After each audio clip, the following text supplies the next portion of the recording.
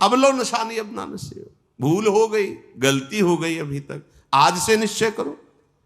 हमारे लिए तो प्रतिदिन नया जन्म है।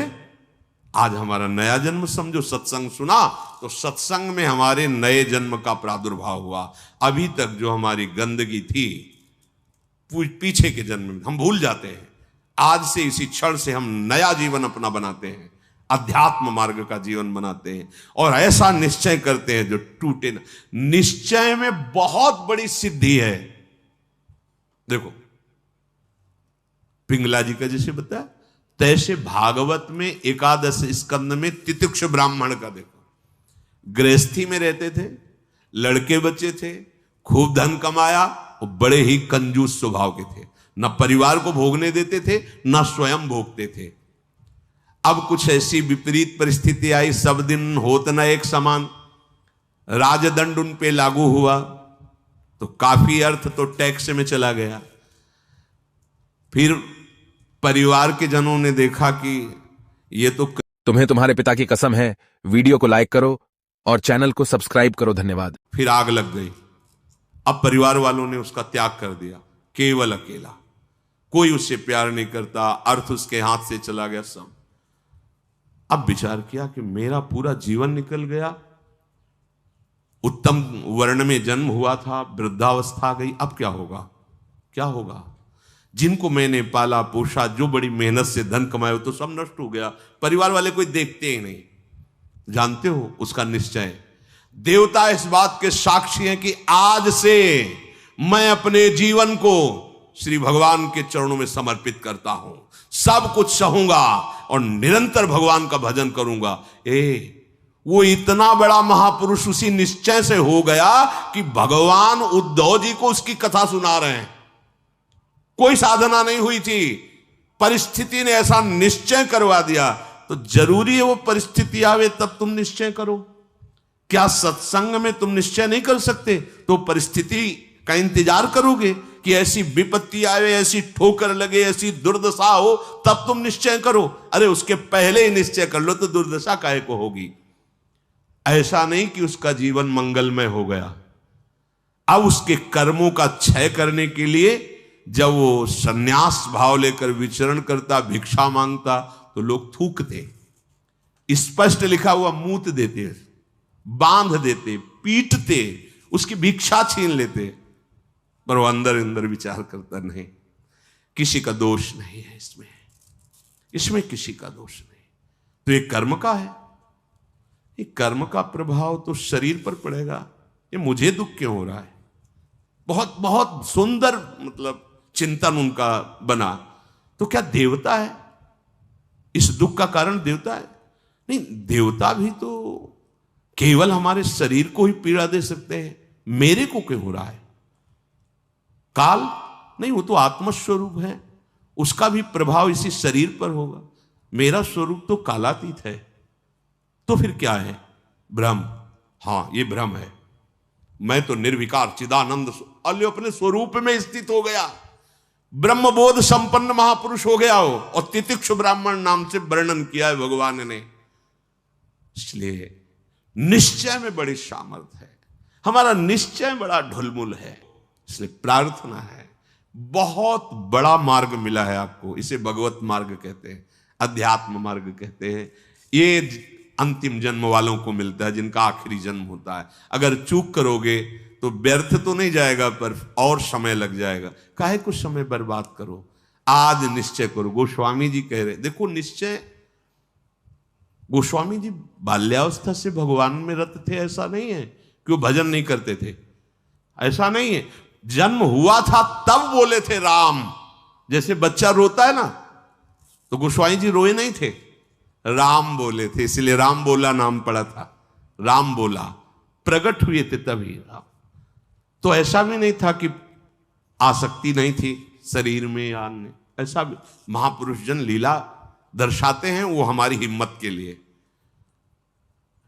पत्नी में चित्त आसक्त था, एक दिन के लिए भी कभी मायके जाने के लिए अनुमति नहीं दी थी। और उसी पत्नी के मुख से जब ये बात निकली कि जितना तुम्हें इस शरीर में आसक्ति है, पूरी कथा अगर राम जी में होती तो जीवन तुम्हारा धन्य हो जाता। नेत्र को पत्नी रूपी गुरुदेव ने नेत्र खोल दिए। कहीं से भी गुरुदेव सावधान कर सकते हैं, कहीं से भी, बस कदम मुड़ गए। क्योंकि ऐसा नहीं था कि राम भक्ति नहीं थी, निश्चय कर लिया अवलो नशानी। अब ये गोस्वामी जी का ही पद है, अब इंद्रियों के बस में हो के नहीं नहीं, बहुत सही बोला। अगर ये स्थिति, ये आसक्ति राम जी में होती तो जीवन धन्य हो जाता। अब पायो नाम चारु चिंतामणि, उर करते न खसई हो अवलो नशानी। अब समझ गए, समझ गए। अब हृदय से एक क्षण के लिए भी राम नाम नहीं छोड़ूंगा।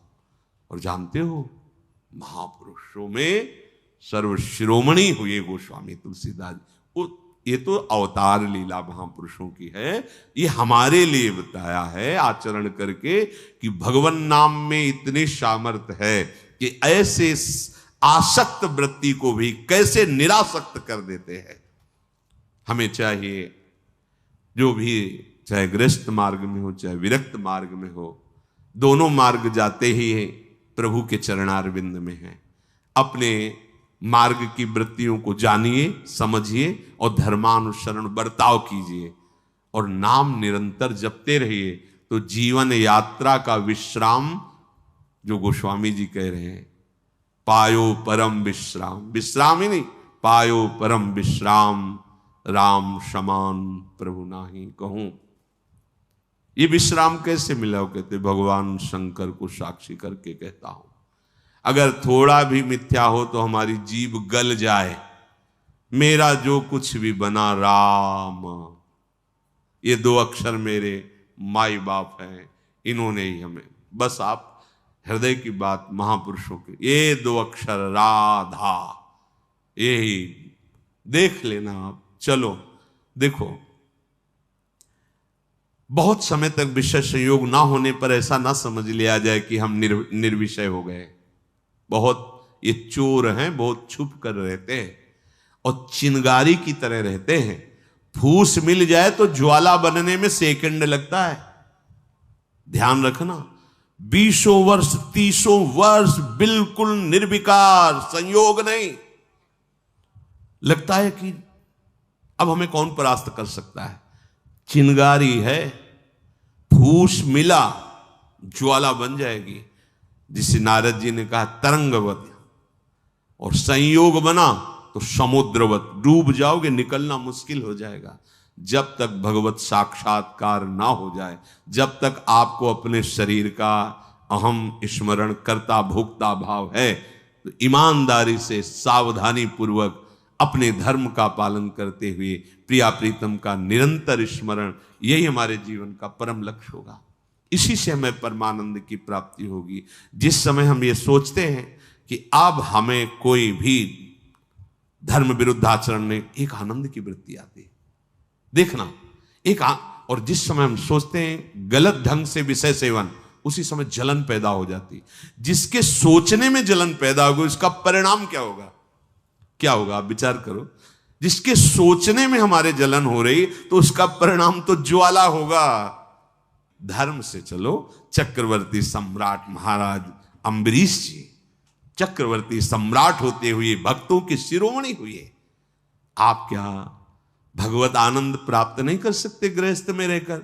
ये उद्दंड लोगों की बातें नहीं सुननी चाहिए। जैसे आप, अरे ये तो बाबा जियों के लिए है, सन्यासियों के लिए, हमारे लिए थोड़ी नहीं। भाई, मनुष्य जन्म सबको भगवत प्राप्ति के लिए, भगवदानंद में। देखो, आपके अच्छे आचरण हो, आप जितेंद्री हो, आप नाम जप कर रहे हो, आप कोई नशा नहीं करते, सबकी सेवा का भाव है, तो राम राज्य नहीं हो गया? सब आनंदित रहेंगे, सब प्रसन्न रहेंगे, सबका हृदय सत्य और धर्म से युक्त रहेगा। यही तो आनंद का स्वरूप है। जब आप शास्त्र और सत्संग स्वीकार नहीं करते तो आपके अंदर आसुरी वृत्ति बढ़ती, राक्षसी वृत्ति, और फिर देखो अपने को दुखी, अपने परिवार को दुखी, अपने नगर को दुखी, अपने देश को कलंकित, क्या क्या नहीं करवा देती है राक्षसी बुद्धि। इसलिए भाई, ये सत्संग गृहस्थ विरक्त जो भी जहां भी है, सबके मंगल के लिए वहीं रहो, वहीं रहो, प्रभु के होके रहो। दूसरों को दुख पहुंचाने वाली बात, चेष्टा मन में भी मत लाओ, सबको सुख पहुंचाओ, नाम जप करो, सबका मंगल हो जाएगा। देखो हम सब तरंगे हैं, समुद्र में ही उछल रहे हैं, हमारा अस्तित्व नहीं है, तरंगों का अस्तित्व नहीं है। ऐसे ही हम भगवत स्वरूप हैं, प्रभु रूपी अगाध समुद्र में हम तरंगे की तरह है, हमारी कोई सत्ता नहीं है। ये जो सोच रहे हो ना, सत्ता नहीं, सत्ता उन्हीं की है, उन्हीं की है। अभी आप समझ नहीं पा रहे, तरंग है क्या? समुद्र ही तो है। वायु विकार खत्म हुआ, समुद्र ही था, समुद्र ही है, बीच में तरंगे, ये सब तरंगे हैं। मन की तरंगे मिटा दो, फिर देख लो आप क्या हो, भगवत स्वरूप परम आनंद में। अब चाहे सृष्टि में रहो, चाहे धाम में जाओ, कोई फर्क नहीं पड़ता। व्यवहार में भी रहते हुए परमानंद, शरीर छूटे तो प्रभु में परमानंद। उसी के लिए तो हम प्रयास करें, जितनी चेष्टाएं कर रहे हैं सुख के लिए ही तो कर रहे हैं। हे भाई, आप कोई भी हो, गृहस्थ हो, विरक्त हो, कोई भी हो, धर्म से चलो, नाम जप करो, सबकी सेवा की भावना अंदर रखो, तो मनुष्य जीवन का लाभ मिल जाएगा। ये उद्दंडता पूर्वक तर्क वृत्ति रखोगे तो अभी सौभाग्य मिल रहा है सुनने का, धीरे धीरे समय ऐसा आ जाएगा आपको शत वार्ता सुनने को नहीं मिलेगी। देख लेना, सत वार्ता जिसके श्रवण मात्र से हमारे हृदय में आनंद का स्फुरण हो और हम उस आनंद के बल से निर्विषय हो जाएं, वो वार्ता सुनने को नहीं मिलेगी। फिर और समय आएगा, धर्म सुने नहीं काना, कलिकाल बिहाल की मनुजा, नहीं माने को अनुजा तनुजा। सब होश में अभी समय है, तर्क वितर्क छोड़ो, जैसा शास्त्र सदगुरुदेव संत जन कह रहे वैसी बात मान लो, निहाल हो जाओगे, परमानंद में मगन हो जाओगे। ये हम बुद्धि की बात नहीं कहते कि तर्क वितर्क आप करें, तर्क सत्संग तर्क नष्ट करने के लिए होता है। हृदय में देखो, बहादुरी जबान से कहने की नहीं है, ये हृदय की बात है। ये यहां युद्ध होता है, पता नहीं क्यों बनी हुई है। वेद विद्या पढ़त, कर्म धर्मन करत, जलप तन कलप की अवधियानी, चारुगत छाण संसार भटकत भ्रमत, आस की पास नहीं तोरी जानी। स्पष्ट वर्णन है, इसका मनन हुआ है गुरु कृपा से, तब हम आपको कह रहे हैं, मनों का निरीक्षण करके। आस की पास नहीं तोरी जानी, सकल स्वार्थ करत, क्योंकि आस की पास नहीं तोरी जानी तो सकल स्वार्थ करत, रहत जन्मत मरत, दुख और सुख के होत मानी। अरे छाड़ जंजार कैसे न निश्चय धरत, एक किन लमत हरिवंश बानी। क्यों निश्चय नहीं करते, उस आस की पास को क्यों नहीं तोड़ देते? वैराग्य मार्ग का पथिक हूं या भगवत मार्ग का पथिक हूं, प्राण त्याग सकता हूं पर एक कदम अधर्म भूल न दे कुमारक नहीं।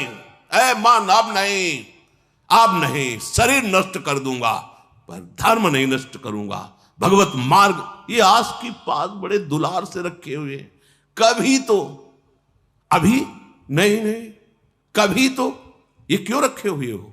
यही तुम्हें भगवदानंद की अनुभूति वर्तमान में नहीं करने दे रही, यही आस की पास। अभी निश्चय करो जिस मार्ग में चले हो, नहीं नहीं नहीं, अभी शुद्ध ज्ञान स्फूर्ति होने लगेगी। ये सब यहां की देखी हुई बातें कह रहे हैं आपको।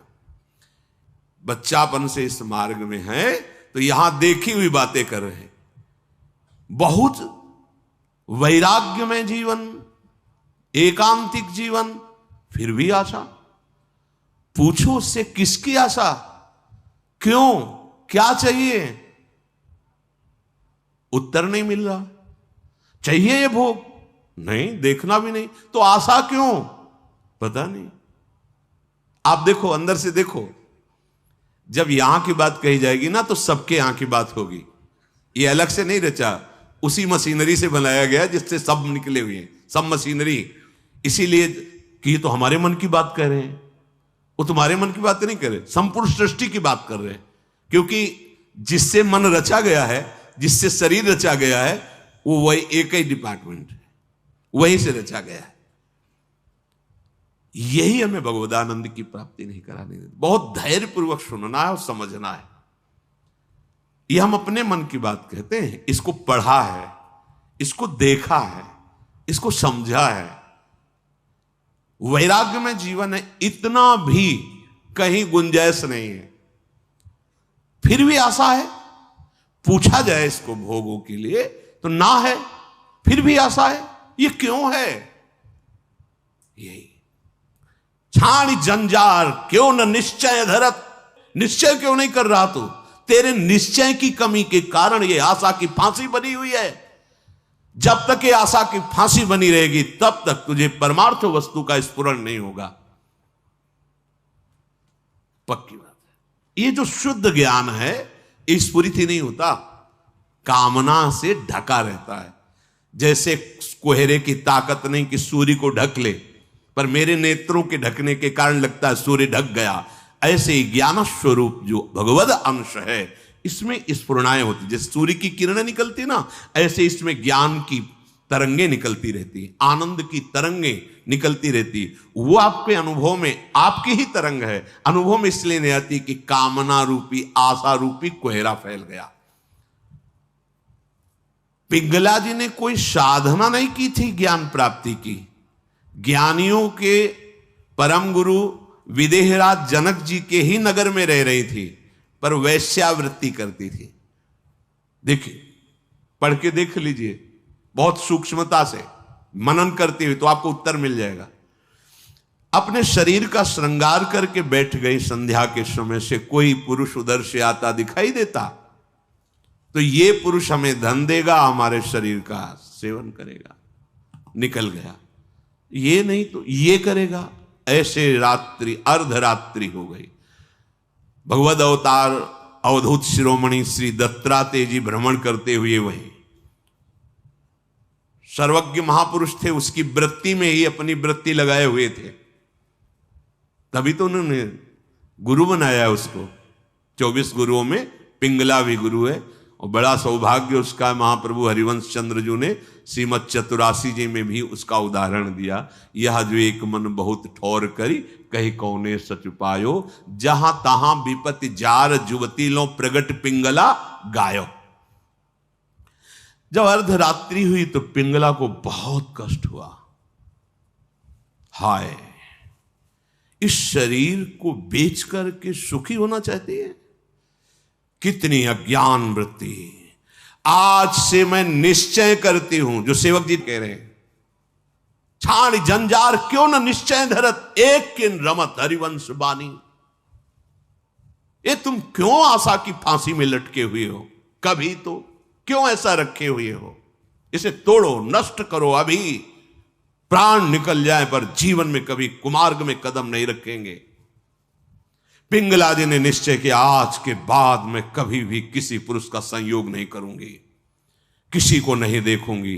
अपने हृदय में विराजमान सबके हृदय बिहारी भगवान का वर्ण करती हूं और मन वचन कर्म से उनकी आराधना कर। उसी समय इतनी पवित्र हो गई, वो महापुरुष बन गई कि भगवान दत्तात्रेय जी ने 24 गुरुओं में उसको रख लिया, एक गुरु पिंगला जी को बनाया। क्या साधना की थी? विरति हो गई अपनी वृत्ति से और निश्चय दृढ़ कर लिया और फिर कभी फिसली नहीं। तो बड़े बड़े आचार्य कोटि के महापुरुषों ने निष्ठा के लिए उसका उदाहरण दिया। जहां तहां विपत्ति जार जुगती लो प्रगट पिंगला गायो। आशा ही परमम दुखम नैरास्यम परमम सुखम। आज के बाद कभी नहीं, मर जाऊंगा, कभी नहीं। अभी अभी भगवदानंद स्फूर्त होने लगे, अभी ज्ञान विज्ञान स्फूर्त होने लगेगा। हिम्मत नहीं पड़ रही, इस बात का निश्चय करने की हिम्मत नहीं पड़ रही। क्यों? क्योंकि आपको आशा है, भोग में सुख है। हिम्मत कर लीजिए तो आप अभी जीवन मुक्त अवस्था में पहुंच जाएंगे। क्योंकि उस अवस्था में पहुंचने के लिए कोई बाहरी क्रियाओं की आवश्यकता नहीं, वो हमारा स्वरूप है। हम जीवन मुक्त थे, जीवन मुक्त है, जीवन मुक्त रहेंगे। हमने अपनी स्वतंत्रता को, भगवदानंद को कामना और आशा की फांसी में बांध दिया है। हम ही को तोड़ना पड़ेगा।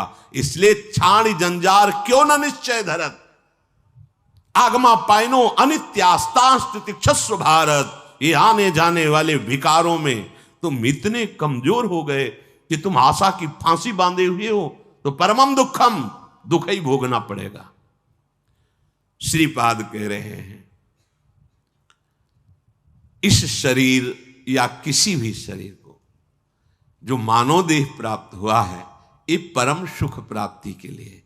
कीड़ा मकोड़ा छोटे छोटे जीव इन सुखों में विचर रहे हैं। मानव देह धर के जो कुमार्गगामी वृत्तियों से तुम सुख भोगना चाहते हो, छोटे छोटे कीड़े मकोड़े भी इसी सुख में। फिर तुम्हारी शरीर की महानता क्या रही? प्रज्वालयति समस्त देहम कामाग्निना प्रमोहयति दृष्ट्वैव च नवतरुणी कुतस्तर्हि स्वार्थ सिद्धिम प्रत्याशा। हे भाई, ये नौ तरुण अवस्था जो शरीर की होती, किसी की हो, स्त्री की या पुरुष की, यदि तुम इस मोह जाल से आवृत रहोगे तो ये सदैव तुम्हें जलाती रहेगी, कभी भी भगवत सिद्धि प्रदान नहीं होने देगी। भगवत सिद्धि नहीं। बहुत समय लंबा निकल जाता है अगर सत्संग ना मिले, सावधान ना हो। हितधाम में एक 65 वर्ष के प्रार्थना कर रहे थे कि मेरी पूर्व से वृत्ति स्वयं के द्वारा तो मैं आज खुलकर सभा में कह रहा हूं कि मैं आज उस गलती से बहुत परेशान हूं और आज भी वही मेरे से गलती होती है।